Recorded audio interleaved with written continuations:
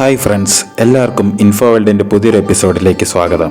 ഇന്ന് പറയാൻ പോകുന്നത് യസീദികളെ കുറിച്ചാണ്. ലോകത്തിലെ തന്നെ ഏറ്റവും ചെറിയ മതങ്ങളിലൊന്നാണ് യസീദി മതം. ഇറാഖ്, സിറിയ, തുർക്കി, ഇറാൻ, ജോർജിയ, അർമേനിയ എന്നിവിടങ്ങളിലായി ലോകത്ത് 10 ലക്ഷത്തോളം യസീദികൾ അധിവസിക്കുന്നുണ്ടെന്നാണ് കണക്ക്. പ്രാചീന മെസൊപ്പൊട്ടാമിയ മതങ്ങളിൽപ്പെട്ട ഇവർ 1990കളിൽ യൂറോപ്പിലേക്ക് വൻതോതിൽ കുടിയേറ്റം നടത്തിയിട്ടുണ്ട്. യസീദികളുടെ സംസാര ഭാഷ കുർമഞ്ചി കുർദിഷ് ആണ്. അധിനിവേശ ശക്തികൾക്ക് യസീദികൾ എന്നും പല കാരണങ്ങളാൽ ഇരകളായിരുന്നു.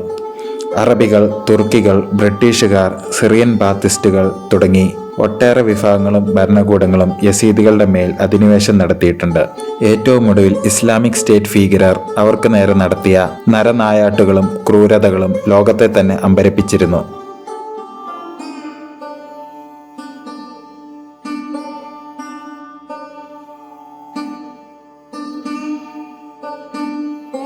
There are about 500,000 Yazidis, most of them in Iraq. They're an ancient people whose religion is a blend of traditions, including... According to this amateur footage, these are Yazidis taking to the barren Sinjar mountains to escape the Islamic State fighters after the militants had seized the minority community's stronghold.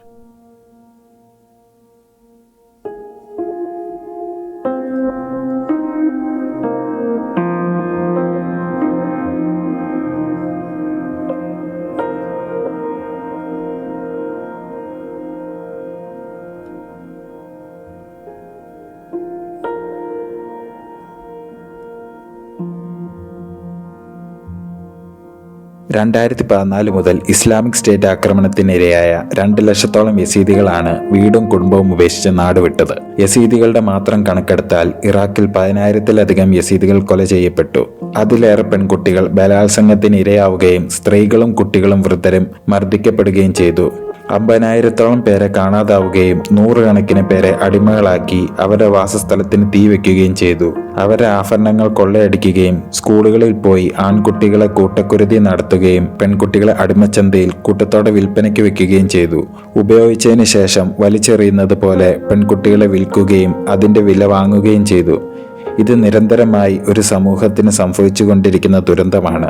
ഇവരെ സഹായിക്കാൻ ആരുമില്ല എന്നതാണ് അവർക്ക് നേരെ ഉണ്ടാകുന്ന ആക്രമണത്തിന്റെ മുഖ്യ കാരണം. സമകാലിക ലോകത്തിൽ ഇത്രമേൽ പീഡിപ്പിക്കപ്പെടുകയും അവമതിക്കപ്പെടുകയും ചെയ്ത മറ്റൊരു മതമോ സമുദായമോ ഇല്ല. 12ാം നൂറ്റാണ്ടിൽ നിലവിൽ വന്ന യസീദി മതത്തിന് പ്രത്യേക വേദപുസ്തകമോ പ്രവാചകനോ ഇല്ല.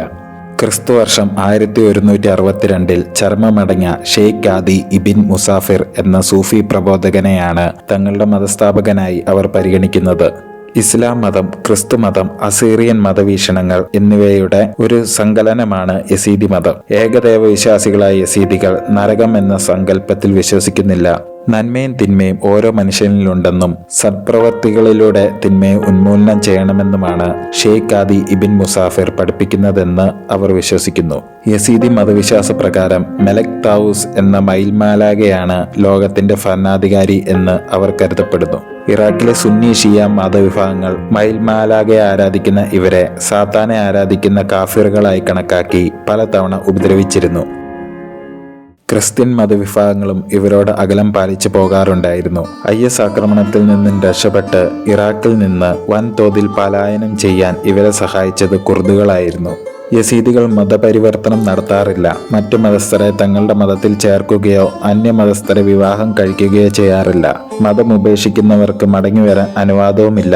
ഏപ്രിൽ മാസത്തിലെ ആദ്യ ബുധനാഴ്ചയാണ് യസീദിയൻ പുതുവർഷം ആരംഭിക്കുന്നത്. ഇത് 6773 ആണ്ടാണ്.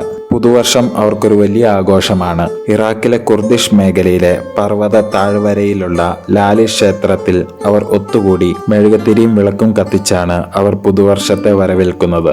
ലോകത്തേക്ക് ദൈവം വെളിച്ചം പകർന്നു എന്നതിന്റെ സ്മരണയ്ക്കാണ് അവർ ദീപം കൊളുത്തി പുതുവർഷത്തെ വരവേൽക്കുന്നത്. വംശഹത്യയിലേക്ക് നീങ്ങിയ ഒരു സമൂഹത്തെ രക്ഷിച്ചത് തങ്ങളുടെ ദൈവമാണെന്ന് അവർ ഉറച്ചു വിശ്വസിക്കുന്നു.